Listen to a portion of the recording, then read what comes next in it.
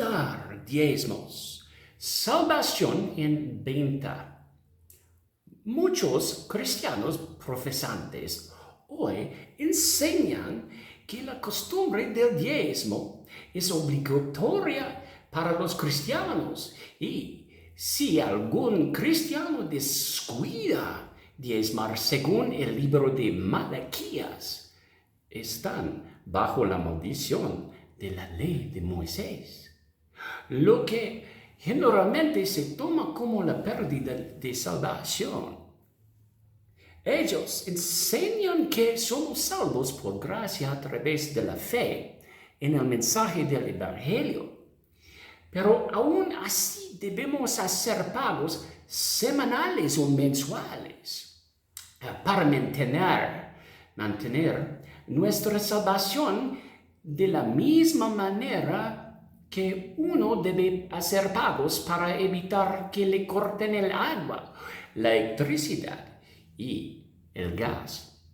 Nuestro propósito actual es mirar algunos de los principales pasajes utilizados para demostrar la continuación del diezmo, para ver si la práctica se enseña o no. Aquellos que defienden la práctica de diezmo ven la necesidad de algún tipo de evidencia de la Biblia, porque se dan cuenta y admiten que no hay un mandamiento en el Nuevo Testamento que exige que los cristianos diezmar. El hecho de que no exista un mandamiento explícito para su práctica continuada es motivo suficiente para que los cristianos sean cautelosos sobre la supuesta obligación de diezmar. Pero sin un mandamiento que zanje la controversia, sus defensores deben apoyarse en una débil base de conjeturas e inferencias. La cuestión es si están leyendo correctamente los textos de prueba o no. La policía del diezmo, ¿cómo la llamaré? Tiene un perro en la carrera, por así decirlo, y para establecer su argumento, cambian los postes de la portería, cambiando la definición del término mandamiento. De este modo pueden decir que Dios ordena a los cristianos que diezmen mientras afirman al mismo tiempo que no existe ningún mandamiento explícito en el Nuevo Testamento. En primer lugar, concuerdan en que un mandamiento bíblico se define comúnmente como una expresión de la voluntad de Dios en forma de precepto o requisito, oral o escrito, que es explícito de modo que su significado es sencillo y fácil de entender. Me referiré a esto como la definición estándar del término mandamiento. En segundo lugar, la ausencia de un mandamiento les llevó a inventar una definición expandida del término mandamiento que pretende incluir todas las costumbres encontradas en el libro del Génesis, que más tarde se convirtieron en requisitos de la ley de Moisés.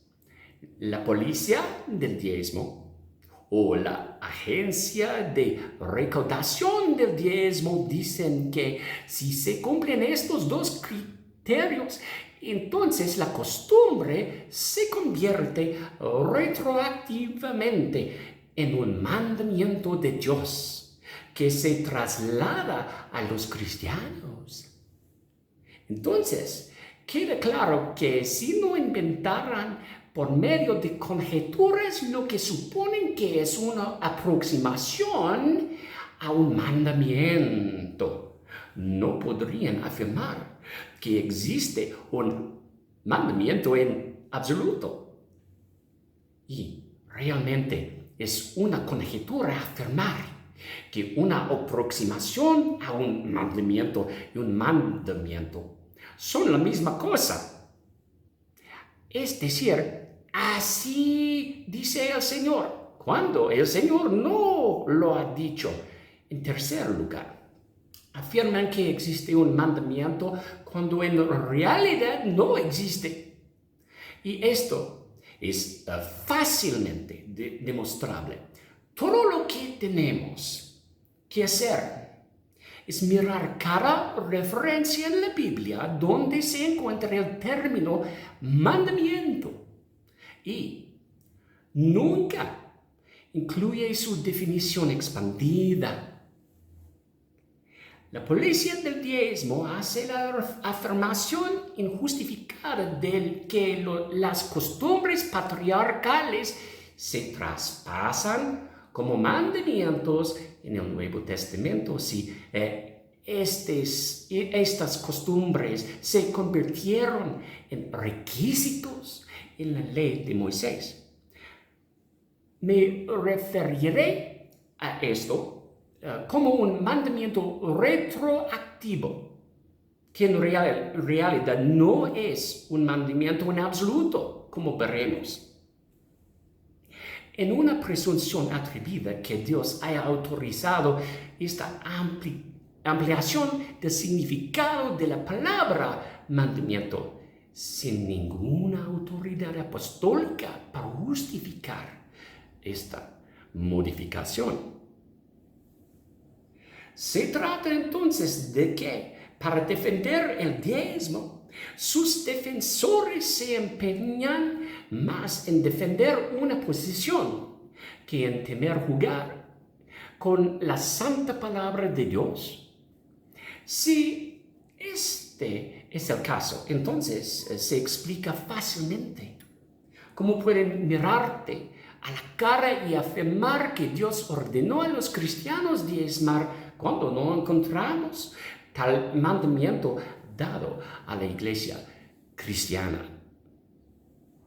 Ellos saben que cuando usas el término mandamiento, ellos entienden que quieres decir exactamente lo que el término significa, pero cuando ellos usan el mismo término, quieren decir algo completamente diferente. La pregunta que les planteo para su consideración es la siguiente. ¿Les parece que están siendo sinceros? He aquí el primer pasaje que utilizan los diezmadores. Mateo 23:23. ¡Ay de vosotros, escribas y fariseos hipócritas, porque diezmáis la menta y eneldo y el comino, y dejasteis lo que es lo más grave de la ley, es saber el juicio y la misericordia y la fe. Esto era menester hacer y no dejar lo otro. Bueno, en primer lugar, ¿a quién se dirige Jesús? Escribas y fariseos, correcto. En segundo, ¿a qué ley se refiere Jesús? La ley de Moisés. Jesús está hablando a los que todavía están bajo la ley de Moisés. La policía del diezmo cita este versículo, alegando que aunque el diezmo es un asunto de menor peso en la ley de Moisés, de alguna manera continúa bajo el Evangelio como un mandamiento, aunque no es un mandamiento en absoluto. Aquí hay algunos versículos del Evangelio que tienen una idea similar al versículo que miramos. Así que veamos en su misma regla de interpretación es aplicada consistentemente. Marcos capítulo 1, 44. Y le dice, mira, no digas a nadie nada, sino ve, muéstrate al sacerdote y ofrece por tu limpieza lo que Moisés mandó para testimonio a ellos. Jesús curó a un leproso y luego le envió a un sacerdote para que hiciera una ofrenda que fue mandado por ¿quién? Moisés. ¿Crees que Jesús sigue curando hoy en día? Sí, aunque es poco frecuente. La práctica de ofrecer sacrificios de sangre y ir a ver a un sacerdote para confirmar la curación de un leproso, según la ley de Moisés, sigue siendo obligatoria para los cristianos de hoy. Y aquí otro ejemplo. Jesús dice en Mateo 5, 23, 24. Por tanto, si trajeres tu presente al altar y allí te acordares de que tu hermano tiene algo contra ti, deja allí tu presente delante del altar y vete, vuelve primero en amistad con tu hermano y entonces ven y ofrece tu presente. Obviamente, el asunto más importante de la ley aquí es reconciliarse con aquellos contra los que has obrado mal. Sin embargo, Jesús dice a la gente que traiga ofrendas, regalos o sacrificios al altar. Esta costumbre de los patriarcas que se convirtió en mandamiento en la ley de Moisés sigue siendo un mandamiento para los cristianos de hoy. Queda claro que la regla de la policía del diezmo para interpretar Mateo 23 no se está aplicando coherentemente a estos otros dos ejemplos. Dejemos que los hechos demuestren que Mateo 23 no afirma ni implica que a los cristianos se les ordena diezmar, porque Jesús se estaba dirigiendo a la hipocresía de los judíos que todavía vivían bajo la ley de Moisés. Es correcto, 10 puntos a usted. Otro conjunto de textos de prueba que utilizan está en el libro de Hebreos capítulo 7. Versículo 1. Porque este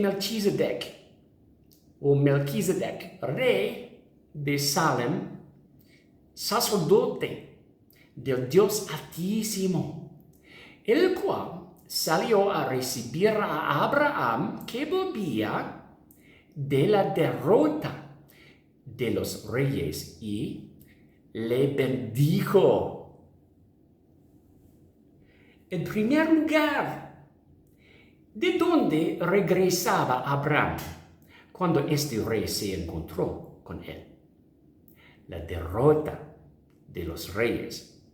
En Génesis 14, versículo 4. Miren, pues cuán grande fue este, al cual aún Abraham, el patriarca, dio diezmos de los despojos. Segundo lugar, ¿De qué dio Abraham la 10ª parte? Los despojos. ¿Cuál es la definición de despojo? Los despojos son las propiedades, tesoros, el botín o pertenencias de otras personas que les han sido arrebatadas en la guerra. Dio a Abraham, al rey de Jerusalén, la 10ª parte de sus propios ingresos, salario o bienes. No, viendo que este rey recibió solo la 10ª parte del botín. ¿Quién recibió el resto del tesoro que Abraham recuperó? El rey de Sodoma y los otros 3 reyes. De hecho, Abraham no se guardó nada del botín, salvo lo necesario para alimentar a sus soldados. En otras palabras, si el ejemplo de Abraham implica un mandamiento para los cristianos de diezmar, entonces debemos concluir primero: los cristianos deben darlo todo y no solo la 10ª parte. En segundo, los cristianos nunca deben dar la 10ª parte de sus propias ganancias y bienes, sino solo que legítimamente pertenece a otras personas. Con perdón. Y tercero, los inconversos se salvarán si diezman, porque Abraham dio la 10ª parte a Melquisedec antes de que Dios le contara la fe del patriarca por justicia. Tengamos en cuenta que Pablo está aplicando una definición tan laxa de la palabra diezmo en aras de su argumento para incluir el tributo que Abraham ofreció en una sola ocasión a algún rey con el fin de establecer que Jesús es el gran rey sacerdote según la profecía de Melquisedec en Salmos 110. Los defensores del diezmo podrían responder con los siguientes versículos. 5. Y ciertamente los que de los hijos de Leví toman el sacerdocio tienen mandamiento de tomar del pueblo los diezmos según la ley. Es a saber, de sus hermanos, aunque también hayan salido de los lomos de Abraham. 9. Y por decirlo así, en Abraham fue diezmado también Leví, que recibe los diezmos. 10. Porque aún estaba en los lomos de su padre cuando Melquisedec le salió al encuentro. ¿Ves esta pequeña frase en el versículo 5? Es a saber. La frase significa en una manera de hablar. En otras palabras, Pablo no está hablando literalmente. De lo contrario, significaría que te casaste con tu propia madre porque estabas en los lomos de tu padre cuando se casó con ella. Pablo está usando una figura retórica llamada hipérbole para explicar un punto que estaba haciendo y que pasó por encima de las cabezas de la agencia de recaudación del diezmo. Pero en versículo 5 hay un problema mayor para la palicia del diezmo. No afirma que los cristianos tengan el mandamiento de recibir diezmos, sino los hijos de Leví. Además, Pablo afirma claramente que los levitas tienen el mandamiento en tiempo presente. De lo contrario, diría que habían tenido el mandamiento de recibir los diezmos. Los versículos 8 y 9 continúan usando el verbo recibir en tiempo presente. El punto de Pablo no era probar que los cristianos deben diezmar, sino mostrar que Jesucristo es el sumo sacerdote real de la profecía de Melquisedec en Salmos 110.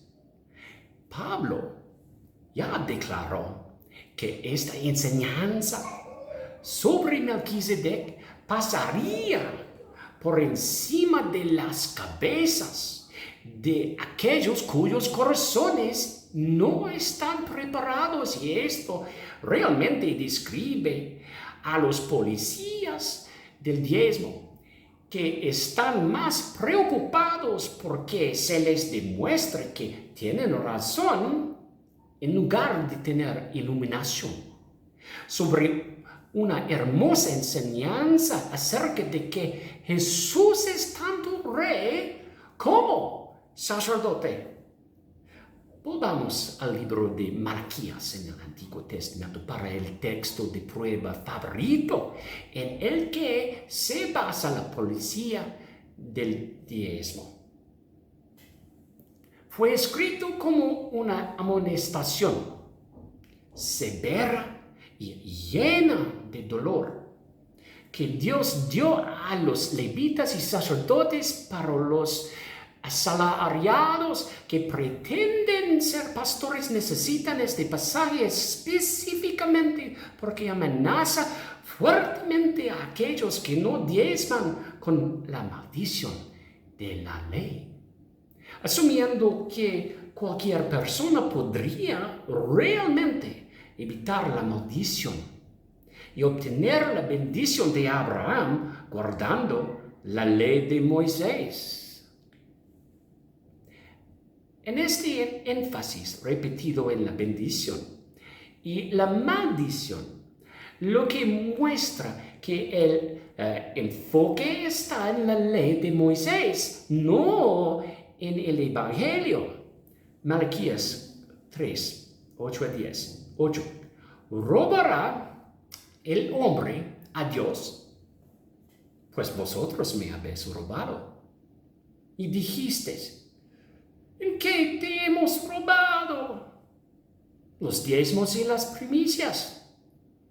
Malditos sois con maldición, porque vosotros, la nación toda, me habéis robado. 10. Traed todos los diezmos al alfolí, y haya alimento en mi casa, el templo. Y probadme ahora en esto, dice Jehová de los ejércitos, si no os abriré las ventanas de los cielos y vaciaré sobre vosotros bendición, hasta que sobreabunde. Otra vez en Malaquías 4, versículo 4 y 6. 4. Acordaos de la ley de Moisés, mi siervo, al cual encargué en Horeb ordenanzas y leyes para todo Israel.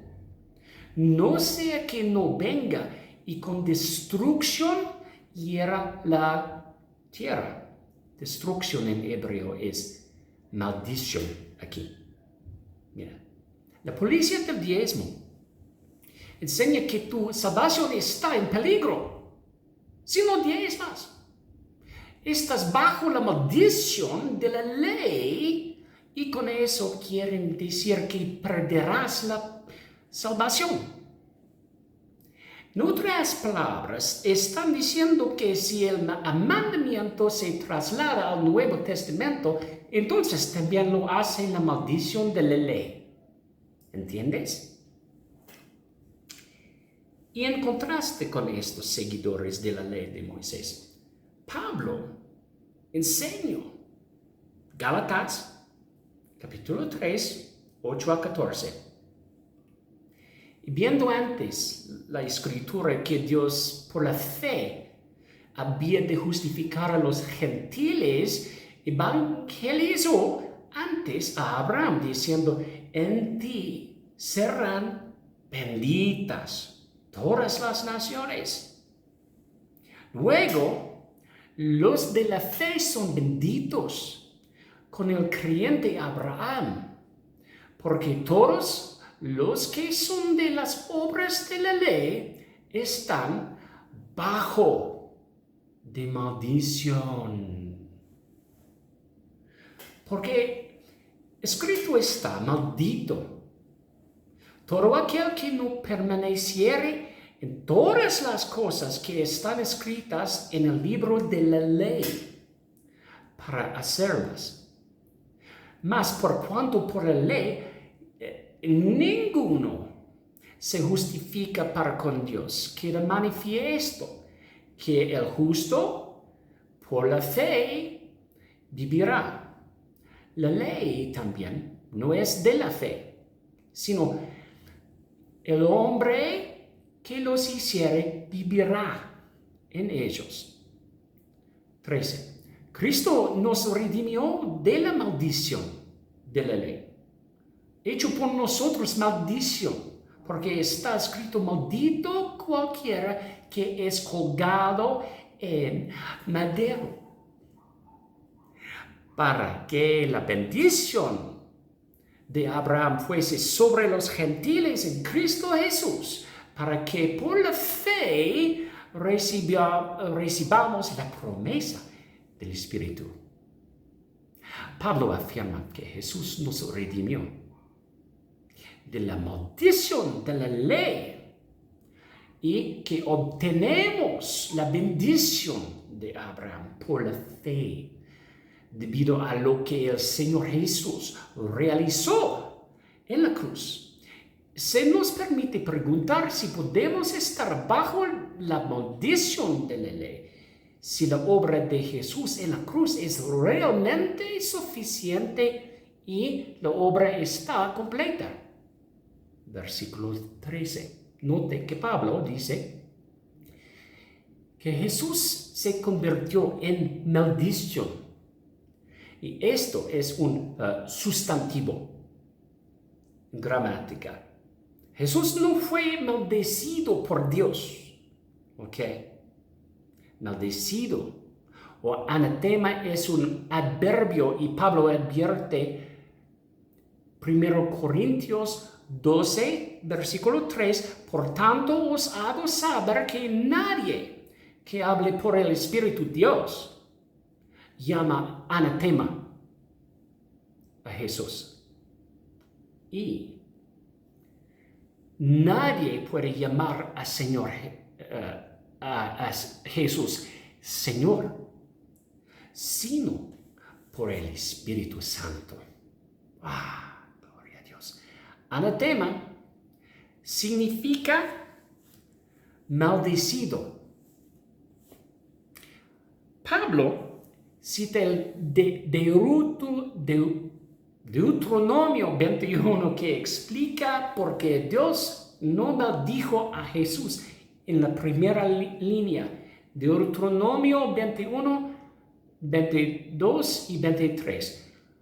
Cuando en alguno hubiere pecado de sentencia de muerte, por él que haya de morir y le habrás colgado en un madero, no estará su cuerpo por la noche en el madero, mas sin falta lo enterrarás el mismo día, porque maldición de Dios es el colgado, y no contaminarás tu tierra.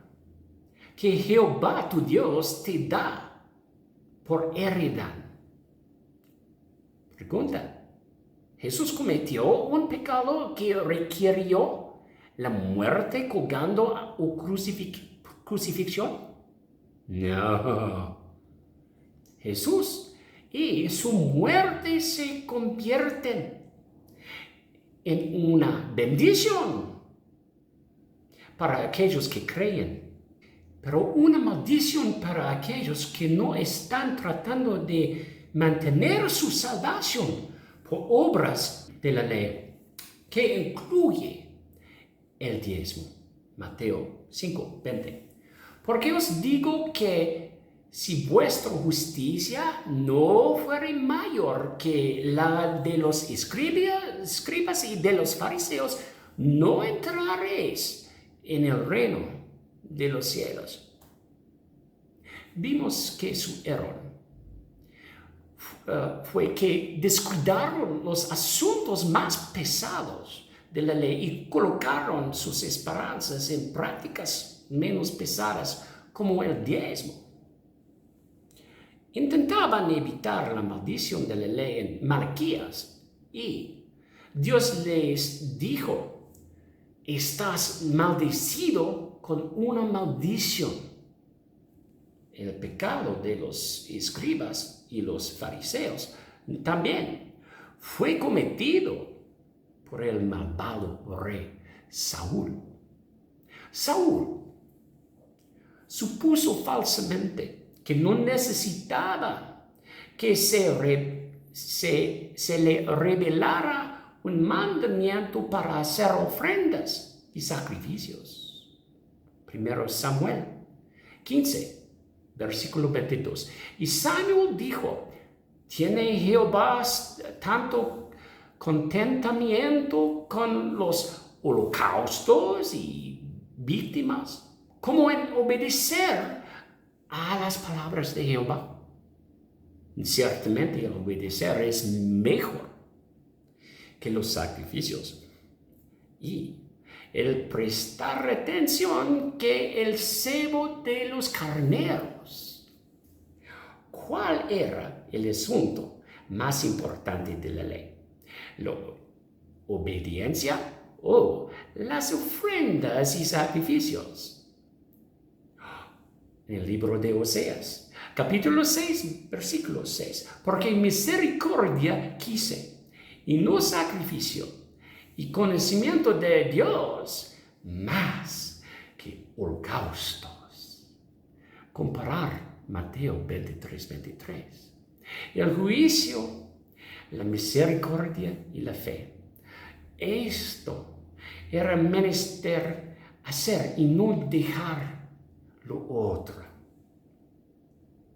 Habiendo examinado la evidencia del caso, se encontrará que aquellos que dicen que estás bajo la maldición de la ley, con lo cual quieren decir la pérdida de la salvación si descuidas dar tus diezmos, son aquellos que tienen la razón para temer en el juicio venidero, cuando darán cuenta de sus enseñanzas a Jesucristo.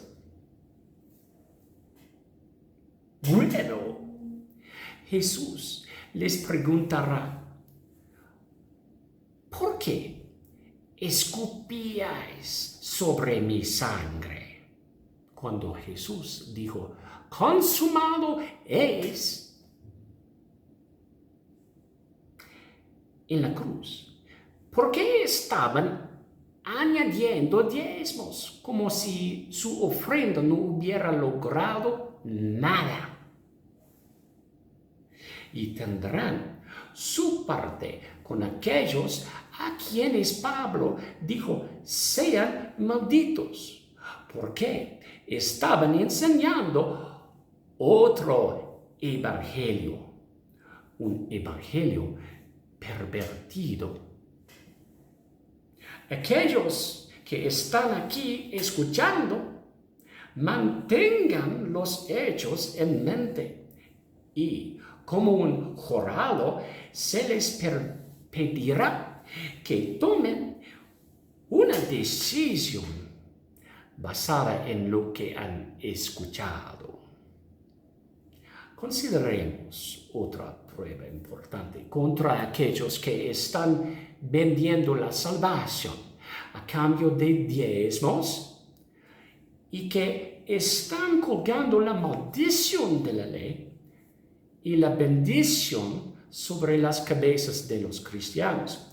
Un grupo de fariseos que creían en Jesús, al igual que la policía del diezmo, también enseñaban la idea de los mandamientos retroactivos, como leemos en el siguiente pasaje. Hechos 15, versículo 1. Entonces, algunos que venían de Judea enseñaban a los hermanos que si no os circuncidáis conforme al rito de Moisés, no podéis ser salvos. Los apóstoles y los ancianos examinaron la cuestión y Jacobo, el presidente del consejo, respondió a la reclamación poniendo fin a los mandamientos retroactivos con las siguientes palabras. Hechos 15:24. Por cuanto hemos oído que algunos que han salido de nosotros os han inquietado con palabras, trastornado vuestras almas, mandando circuncidaros y guardar la ley, a los cuales no mandamos. Los fariseos creyentes sostenían el mismo principio que los que enseñan que estás bajo la maldición de la ley si descuidas el diezmo. ¿Qué quiero decir de nuevo con un mandamiento retroactivo? Es la definición extendida de un mandamiento de los que defienden el diezmo. Se refiere aquí a cualquier práctica o costumbre en el libro de Génesis que más tarde se hicieron requisitos en la ley de Moisés que los legalistas afirman que se trasladan como mandamientos sobre los cristianos. Y esto es lo que contradice el mandamiento que Jacobo y la iglesia dieron por el Espíritu Santo.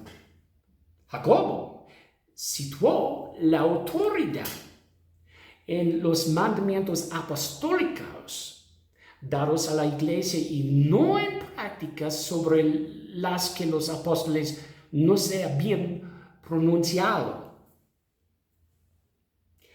Pero en las mentes de aquellos que predicaban la continuidad de la circuncisión, si no se había dado ningún mandamiento para continuar con la circuncisión, asumían que la costumbre continuaba siendo un mandamiento para los cristianos.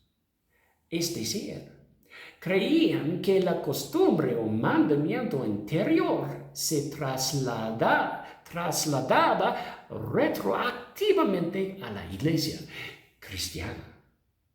Y sin un mandamiento de los apóstoles de circuncidar a los creyentes, era erróneo que el partido de la circuncisión enseñara que la costumbre aún continuaba en el Nuevo Testamento. Del mismo modo, sin una orden directa de los apóstoles de diezmar o de recaudar diezmos, es erróneo que el partido de los que diezman enseña que la costumbre de diezmar aún continúa en el Nuevo Testamento. La policía del diezmo quiere su dinero. Quieren que les pagues sus 30 monedas de plata. O te amenazarán con la maldición de la ley. Nuestra respuesta debería ser exactamente la que Pedro le dijo a Simón, el mago, en Hechos, capítulo 8, versículo 20.